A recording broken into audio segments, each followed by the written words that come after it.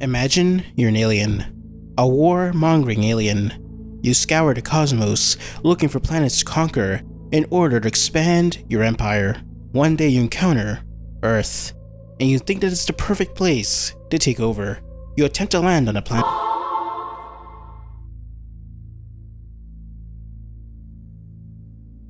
Imagine you're an alien, a war-mongering alien. You scour the cosmos looking for planets to conquer in order to expand your empire. One day you encounter Earth, and you think that it's the perfect place to take over. You attempt to land on a planet. You feel like you've been through this before. Maybe it's just a weird sense of deja vu. Anyways, let's ignore that. And imagine you're an alien, a war-mongering alien. You scour the cosmos looking for planets to conquer in order to expand your empire. One day you encounter Earth. You think it's the perfect place to take over. You attempt to land. You finally realize something. For some reason, you keep dying every time you're even within 120 miles of the planet's surface. Something keeps killing you, but you don't know what. You decide to study the planet from a distance, and that's when you learn the truth. In the Nasuverse, planets are far more than lifeless orbs floating through space. They are sentient beings with their own will, capable of interacting with the universe. These living planets are referred to as the ultimate ones. Each holds a unique consciousness and can communicate with each other. Earth, however, stands apart from the other planets in a significant way. Rather than being a living being in its own right, Earth is protected by a defense system that takes the form of the counterforce, made of two distinct entities, Gaia and Alaya. Gaia represents the planet's will to survive, thrive, and protect itself from external threats. It is Earth's desire to continue, to evolve, and to prosper. On the other hand, Alaya is a collective unconsciousness of humanity, a force that drives mankind's desire to avoid extinction. Initially, Alaya was part of Gaia, but as humanity progressed and distanced itself from nature, Alaya became an independent entity. This indirectly means that Earth developed two unique countermeasures. Each force serves as a deterrent against anyone or anything that would harm the Earth, but they have different methods and priorities.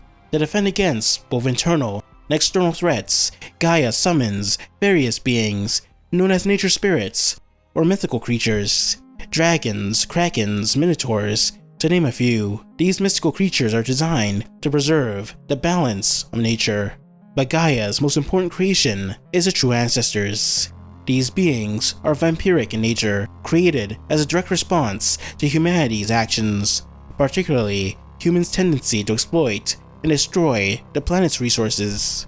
The true ancestors are extensions of Gaia, embodiments of the planet's will to defend itself from the destructive tendencies of humans. They are not merely vampires in the conventional sense. They are nature's guardians, mediators who view themselves as protectors of the Earth.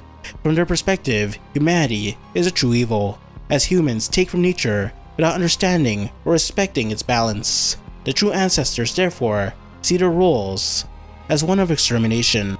These beings are vampires through and through, capable of draining the life force of any creature they encounter. But their vampirism goes beyond the physical, but also taints the victim's soul. The true ancestors possess the typical vampiric traits, like sharp claws and the ability to regenerate.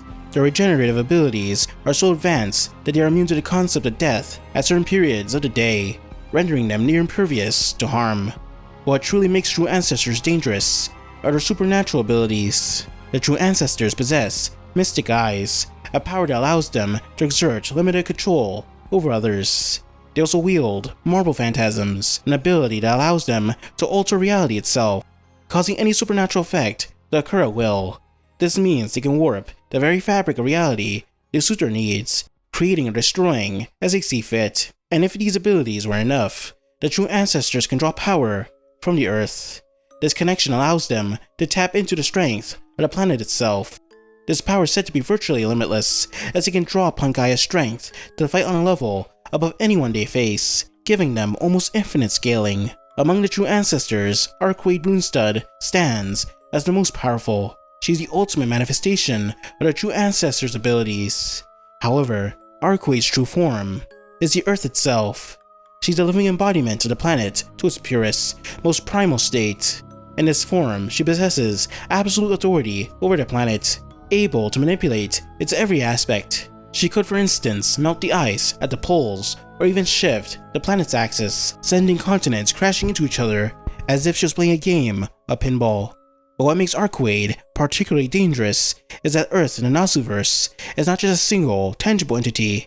It's a threshold that connects multiple realities, parallel worlds, hyperdimensions, and alternate timelines that are all part of Earth's existence. These separate realities, known as textures of reality, allow different myths and legends to coexist without contradiction. That means that Earth isn't merely a physical location, but a gateway to countless possible worlds. Arcuade, as the embodiment of Earth, has access to all of them. She doesn't just manipulate physical matter, she controls the very fabric of existence itself. Time, space, and reality are all under her domain.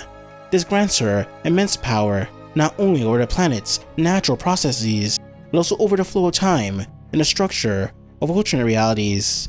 In essence, Arcuade has the ability to rewrite existence itself, bending reality to her will. However, while the true ancestors, mystical beasts, and Gaia's creations make Earth a formidable force, they are only a small part of the bigger picture. Alaya's strongest safeguard against threats to humanity is the Throne of Heroes. The Throne of Heroes is a metaphysical repository where the souls of heroic spirits are stored. They exist outside the boundaries of time, and every heroic spirit, whether they are historical figures, mystical beings, or even abstract concepts, is recorded within it. When a heroic spirit is summoned, their essence is drawn to the throne, allowing them to materialize in present or past as needed. This system acts as a defense mechanism during times of crisis. By summoning these spirits, Alaya ensures that humanity has the power to survive its darkest moments. Unless the hero himself is, homicidal. Heroic spirits are divided into three primary categories. The first category consists of historical figures, those who lived and made remarkable contributions to their time. After their death, the admiration and belief in their deeds elevate them into heroic spirits and allowing them to continue protecting humanity. The second category is made up of figures from myths and legends.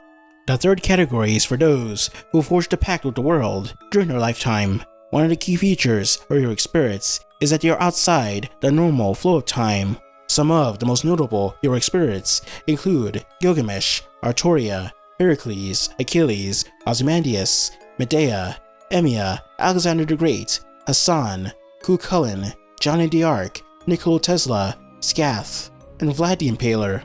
So not only would you have to worry about true ancestors who can manipulate reality to a small scale, and not only would you have to worry about an almost infinite supply of heroic spirits, but this doesn't even mention forces on the planet who aren't even a direct result of its will. There's the Mages Association, who possess an immense amount of resources and incredibly powerful mages, some of which can manipulate death, dimensions, and time. In fact, they are so ingrained in society that they probably already know that the aliens were coming and properly prepared countermeasures. There also exists more traditional gods who ruled over man and controlled reality casually. There's also those who possess the mystic eyes of death that destroy concepts with a touch. There's also Void Shiki, who is literally a god capable of bending reality to her will. This is through her connection to the root, which is the source of everything in the universe, meaning that she's not just a simple god, but the living embodiment of the universe. And then there's the fact that Earth literally has access to Toon Force in the form of Necro Arcuade, allowing them to bend reality even more freely. I don't know about you, but if I was an alien, I would steer clear of the Earth. It has way too many countermeasures, and it's basically just its own infinite universe filled with infinite ways to eliminate you.